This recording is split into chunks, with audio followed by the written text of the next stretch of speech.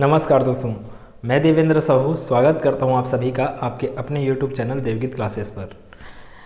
सी set के प्रश्नों को हम लोग कवर कर रहे थे। अब क्या करेंगे, हम लोग सीक्वेंस वाइज सी सेट के प्रश्नों को हल करेंगे। कहीं पे रीजनिंग का क्वेश्चन आएगा, फिर उसके बाद मैथ्स का क्वेश्चन आएगा, तो उस हिसाब से हम लोग इस सेक्शन को कवर करते जाएंगे। पहले प्रश्नों को देखते हैं कि पहला प्रश्न क्या लिखा हुआ है जो CGPSC 2022-23 के एग्ज़ाम में आया हुआ है। पहले प्रश्न को देखते हैं क्या बोला। 6 लोग सुमित, राहुल, सुषमा, प्रिया, प्रीतम और खुशी 1995 से 2000 तक अलग अलग वर्षों में पैदा हुए हैं। प्रीतम का जन्म एक विषम वर्ष में हुआ है। प्रिया और प्रीतम के बीच 2 लोगों का जन्म हुआ। सुमित का जन्म प्रीतम से पहले लेकिन सुषमा के बाद हुआ है। राहुल का जन्म एक सम वर्ष में नहीं हुआ है और प्रिया सबसे छोटी है। किसका जन्म 1998 में हुआ। ऐसे प्रश्न में अपने को क्या करना है, 1995 से क्या बोला गया है 2000 तक। 95, 96, 97, 98 है, 99 है और 2000। इतने सालों में क्या अपने को फिक्स लग रहा है, प्रिया सबसे छोटी बोला गया है, तो प्रिया कहाँ पे आ जाएगी, यहाँ पर सबसे छोटी मतलब 2000। और एक लाइन में आपको दिख रहा होगा वहाँ पे प्रिया और प्रीतम के बीच 2 लोगों का जन्म हुआ है, तो ये 2 यहाँ पे कौन आ जाएगा, प्रीतम। और प्रश्न में ही पहले लाइन में ही आपको बोला गया था कि प्रीतम का जन्म कहाँ पर है, एक विषम वर्ष, तो यहाँ पर नहीं आ सकता विषम वर्ष में प्रीतम। यहाँ पर आया, कैसे आया, क्योंकि 2 लोगों का गैप होना है किसके बीच में, प्रीतम और प्रिया के बीच में। सुमित का जन्म प्रीतम से पहले लेकिन सुषमा के बाद, तो सुषमा को कहाँ पे रखना पड़ेगा आपको, यहाँ पर, तभी तो सुषमा के बाद पैदा होगा कौन, सुमित किसके पहले पैदा हुआ है, प्रीतम। यही वर्डिंग बोला, 2 जगह बच गए। अब राहुल का जन्म एक सम वर्ष में नहीं हुआ है। सम वर्ष कहाँ पर है, 98 में कौन पैदा नहीं हुआ, राहुल, तो राहुल कहाँ पैदा होगा, 99 में पैदा होगा।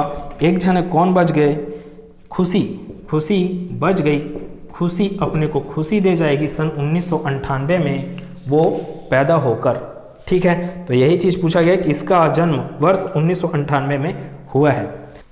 नेक्स्ट क्वेश्चन क्या बोल रहा है अपने को, एक निश्चित कूट भाषा में एक्सप्रेस को 92 के रूप में कूटीकृत किया जाता है और फीलिंग को 44 के रूप में कूटीकृत किया जाता है, तो उसी भाषा में इमोशन को कैसे कूटीकृत किया जाएगा। ये सब क्वेश्चन किसके होते हैं, कोडिंग और डिकोडिंग के। तो एक्सप्रेस को कैसे बोल रहा है वो 92 के रूप में,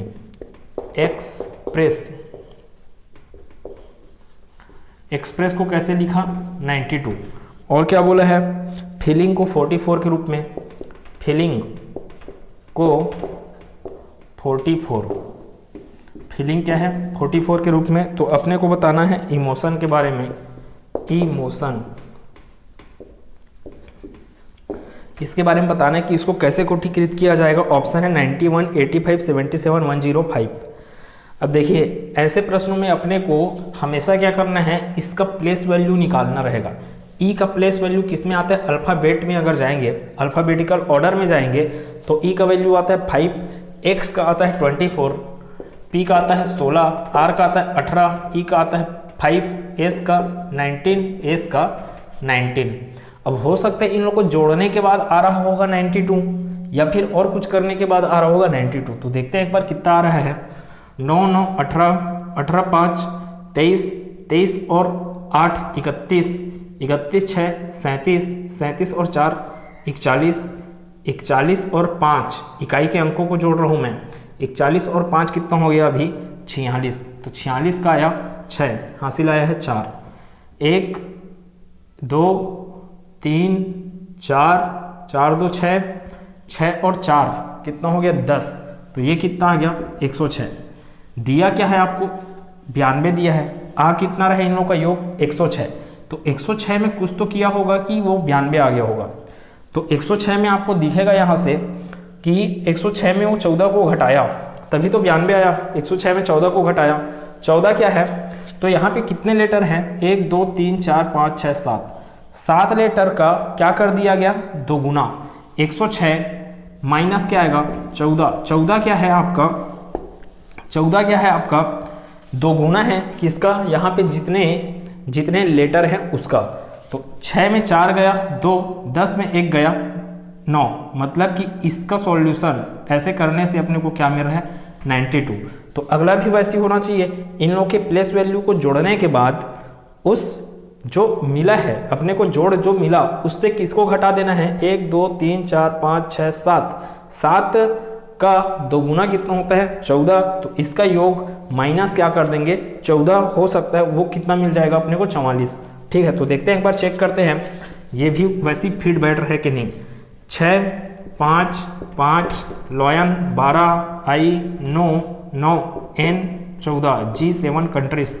ये सब ट्रिक है, ट्रिक को अपन देखेंगे जब रीजनिंग का क्लास चलते रहेगा। तो इसके अलावा रीजनिंग का सेक्शन को मैं स्टार्ट किया हूँ, आप वहाँ पर भी विजिट कीजिए। प्लेलिस्ट में जाके रीजनिंग के क्वेश्चंस को सीक्वेंस वाइज हर एक चैप्टर को मैं कवर करने वाला हूँ, तो वहाँ पे जाकर भी आप कवर कीजिए। ये कितना आ रहा है 7 4 11 11 9 20 20 2 22 22 5 27 27 5 27 5 32 32 और 6 38। ठीक है, 38 का आया 8, हासिल आया 3। एक, अब दहाई के अंकों को जोड़ रहा हूँ, 1 1 2 और कहीं पे दहाई के अंक नहीं दिख रहे हैं, तो 2 और कितना आया था अपने पास हासिल 3 आया था, 2 और 3 कितना हो गया 5, 58।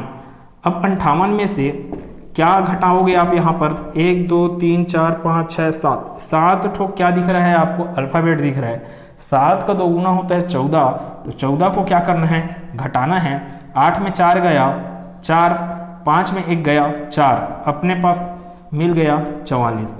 तो ये बोल क्या रहा है दोनों निर्देश से आपको क्या चीज़ समझ में आ रहा है कि इमोशन के लिए भी अपने को कुछ इसी प्रकार से करना पड़ेगा। ई का होता है 5 प्लस एम का होता है 13 प्लस ओ का होता है 15, टी का होता है 20, आई का 9 प्लस ओ के लिए 15, एन का 14। इसको जोड़ते हैं 1 2 3 4 5 6 7, 7 दूनी 14 को फिर घटा देंगे इसके जोड़ से, अपने को आंसर मिल जाएगा 4 5 9 9 9 18 18 5 23 23 3 23 3 26। ठीक है, तो ये 26 का 6 आया है। एक बार और जोड़ते हैं 4 5 9 9 9 18 18 5 23 23 3 26, 26 का आया 6, हासिल आया है 2। 1 और 1 2, 2 और 2 4, 4 और 1 5, 5 और 1 6, 6 और 2। ठीक है क्या इतना चीज़, एक बार चेक किया जाए फिर से। ई के लिए 5, मेरा 13, ओ का 15, टी का 20, आई 9 का 9, ओ 15, एन का 14। फिर से जोड़ रहे कितना 4 5 9 9 9 18 18 और 5, 18 5 कितना हो गया 23, 23 और 3 26, 26 और 5 इसको जोड़ना भूल रहे हैं ना, 26 और 5 कितना हो जाएगा 31, 26 और 5 कितना हो गया 31, 31 का आया 1, हासिल आया है 3। 1 1 2 2 और 2 4 4 1 5 5 1 6, 6 में किसको जोड़ना है 3 को, 6 3 कितना हो गया 9। 91 में क्या चीज़ को घटा दीजिए आप 14 को, कितना आएगा 11 में 4 गया 7, यहाँ पे बच गया 8, 8 में 1 गया 7। तो 77 इस प्रश्न का उत्तर होगा जो ऑप्शन नंबर सी में मेरे को दिया हुआ है।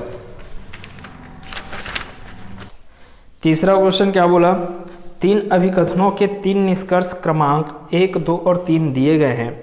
यह मानते हुए कि अभिकथन सत्य हैं, भले ही वे सामान्य रूप से ज्ञात तथ्यों से भिन्न प्रतीत होते हों, निर्णय लें कि कौन से निष्कर्ष अभिकथन का तार्किक रूप से अनुसरण करते हैं।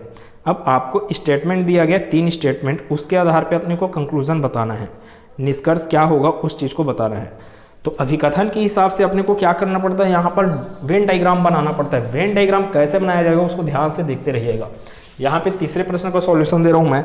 कुछ बाइक कार है, बाइक है, उस बाइक का कुछ हिस्सा क्या है बोल रहे हैं कार। तो ये क्या हो गया बाइक, ये पूरा का पूरा बाइक है, उसमें का ये पूरा का पूरा क्या है कार, तो ये पूरा का पूरा कार। बाइक का कुछ हिस्सा ये आया ना, कुछ हिस्सा क्या हो गया कार हो गया। ठीक, फिर है कुछ कार क्या है बस है, तो कुछ कार बोला जा रहा है, कुछ कार क्या होंगे बस होंगे। तो यहाँ पर क्या आएगा बस, कुछ कार क्या हुए बस, ये वाला चीज। ठीक है, ये भी क्या दर्शा रहा है कुछ को दर्शा रहा है। आगे बढ़े रहे, सभी कारें वाहन हैं, सभी कारें वाहन हैं, कार तो ये पूरा का पूरा है, ये पूरा का पूरा क्या होना है बोल रहा है वाहन। तो वाहन के घेरे के अंदर आ जाएगा कौन कार, बाहर में क्या चल रहा है वाहन। तो वाहन अपने आप में क्या हुआ, वाहन का ये वाला हिस्सा ये पूरा का पूरा वाहन है, वाहन का ये वाला हिस्सा क्या हो गया, थोड़ा सा बाइक भी हुआ। वाहन का ये वाला हिस्सा क्या हो गया, थोड़ा सा बस भी हुआ। मतलब कि कुछ वाहन क्या हुए आपके, कुछ वाहन हुए अपने पास बाइक भी हुए और कुछ वाहन क्या हो गए, बस भी हो गए। तो निष्कर्ष क्या है, कुछ वाहन बाइक हैं क्या, कुछ वाहन क्या है, बाइक। यहाँ पे दिख रहा है ना, इतने सारे वाहन क्या है, बाइक हैं। कुछ बस वाहन हैं, यहाँ पर दिख रहा है रेड, वो क्या है, कुछ को दर्शा रहा है। कुछ वाहन क्या किसके घेरे में आ रहे हैं, बस के। तो कुछ वाहन क्या हो गए, बस भी हो गए। कुछ बस वाहन है, बोला सॉरी, कुछ बस वाहन है। तो ये बस का इतना सारा हिस्सा क्या है, वाहन है, तो ये भी सही है।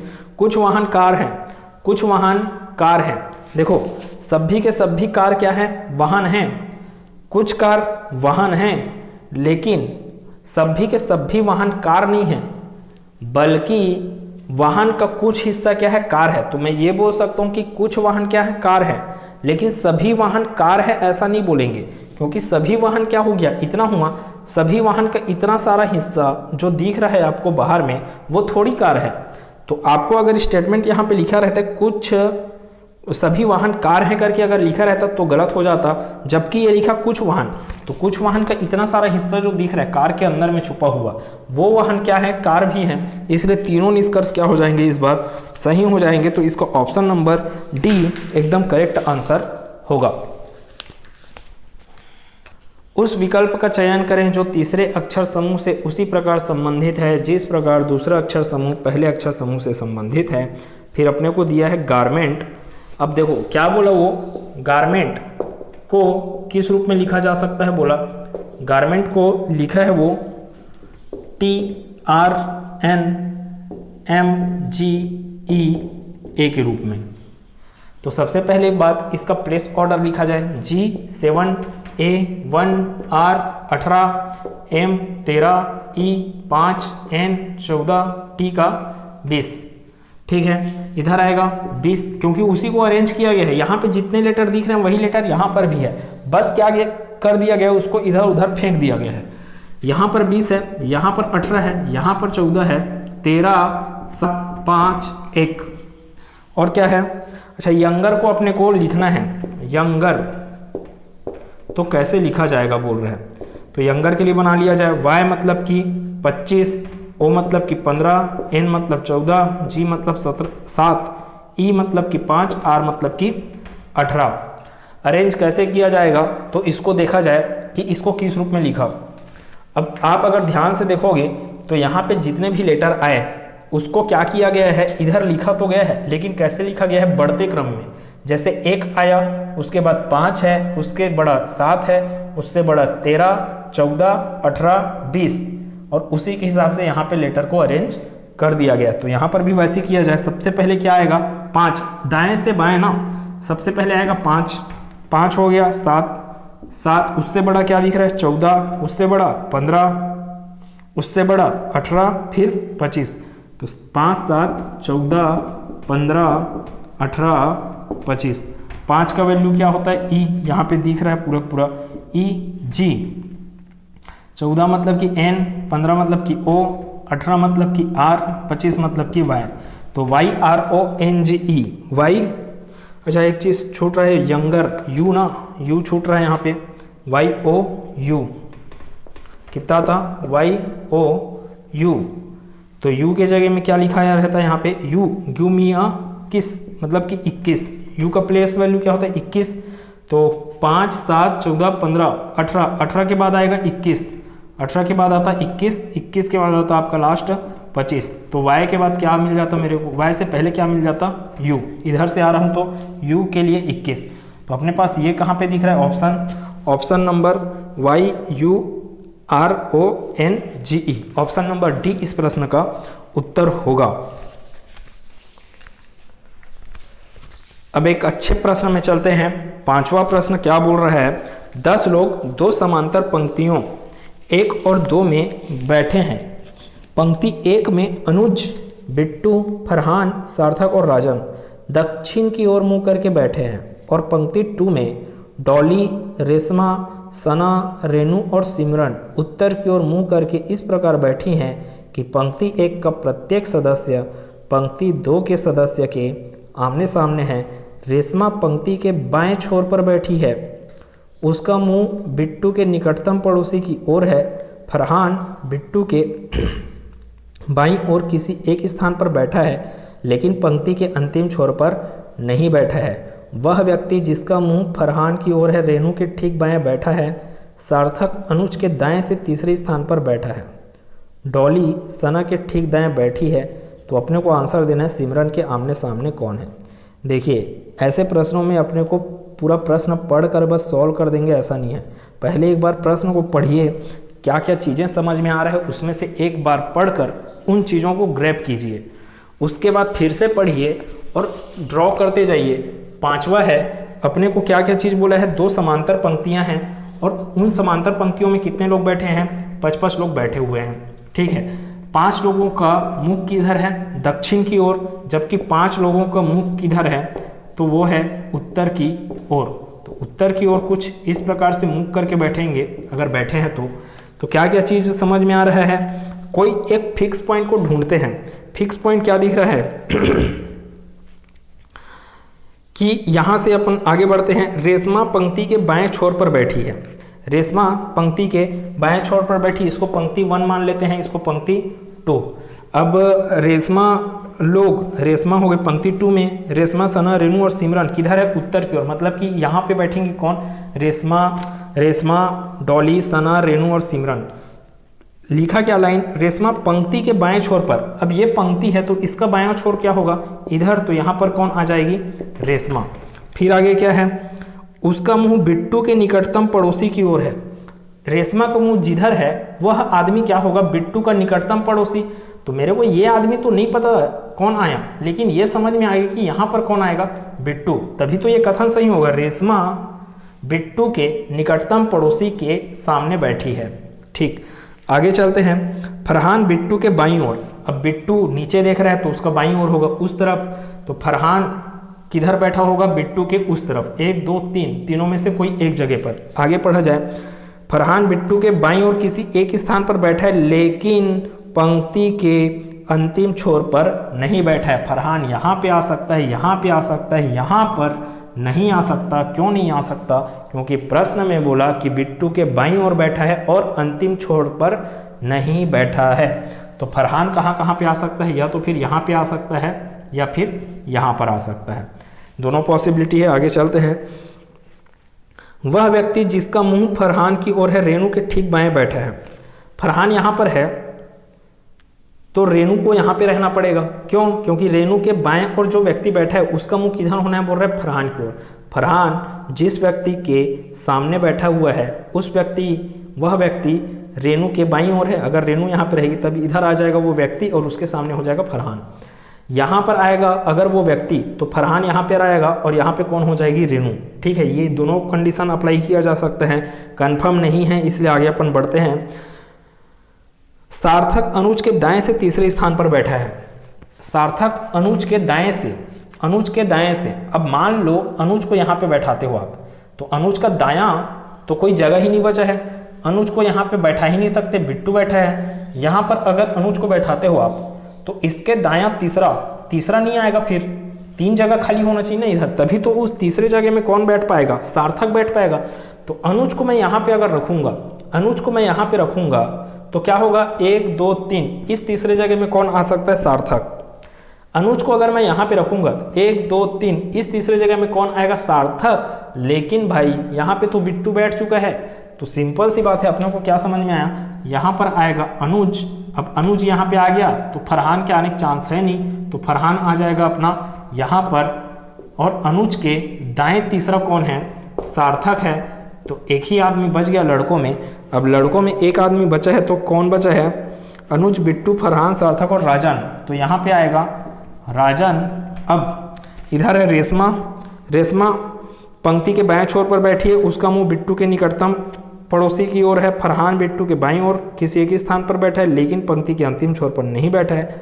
वह व्यक्ति जिसका मुंह फरहान की ओर है, फरहान की ओर जिस व्यक्ति का मुंह है वह किसके बाएं बैठी है, बोल रहा है रेणु के ठीक बाएं ना, रेणु के ठीक बाएं। तो रेणु कहाँ पे आएगी, यहाँ पर, क्योंकि रेणु का बायां इधर कहलाएगा, तो यहाँ पे कोई बैठा है।